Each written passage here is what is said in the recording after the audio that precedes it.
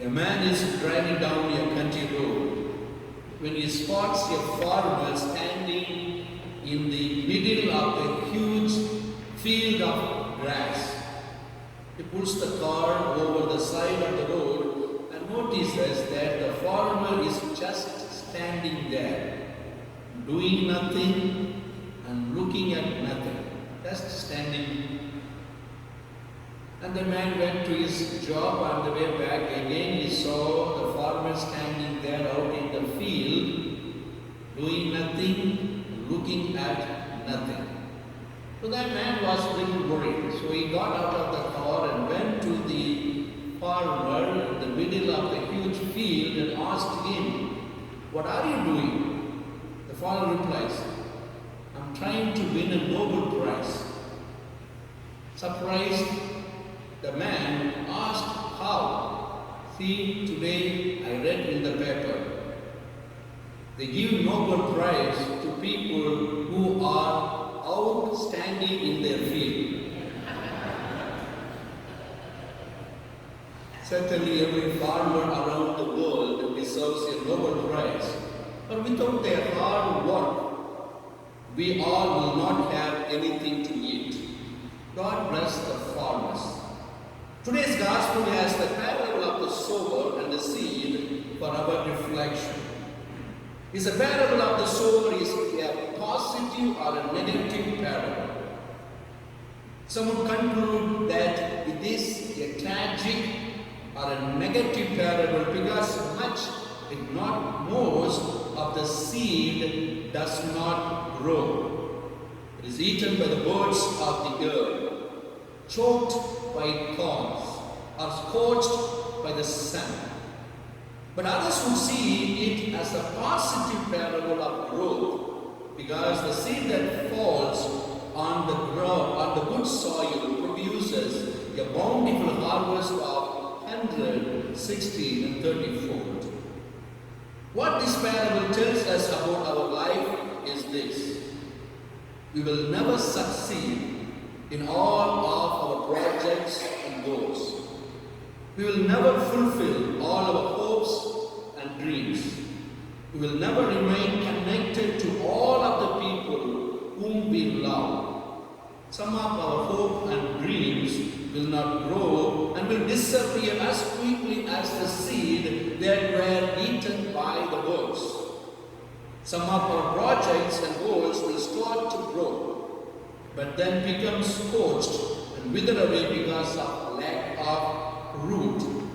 Some of the people that we love will not love us in return. Others will form a relationship with us for a while, but will not be able to adjust to new situations. In time, our relationship with them will suffocate, like a seed that is choked by the thorns.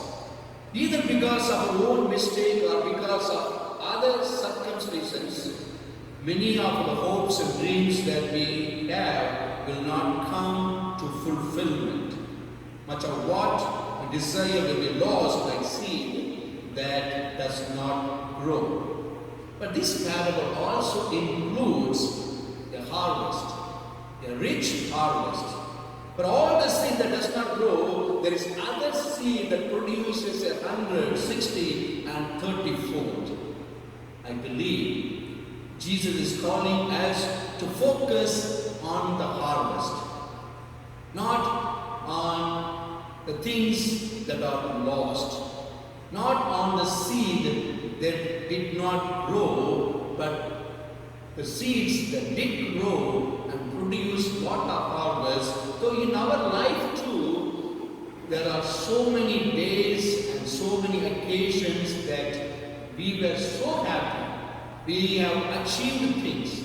We have made some good changes in our life, which brought goodness and peacefulness to us and to the people around us. There are times we lend a helping hand to other people, producing 100 times or 60 times or 30-fold. There are good days in our life. Abundance of God's blessing came into our life, though sometimes we suffer. Jesus calls us to focus on those days, on those blessings. Every suffering is a stepping stone to our success, to our achievement. Overnight, nobody can be talented in one field. Even a carpenter needs a lot of training. Like the seed that does not grow, he has to cut through a lot of woods in order to become the best carpenter.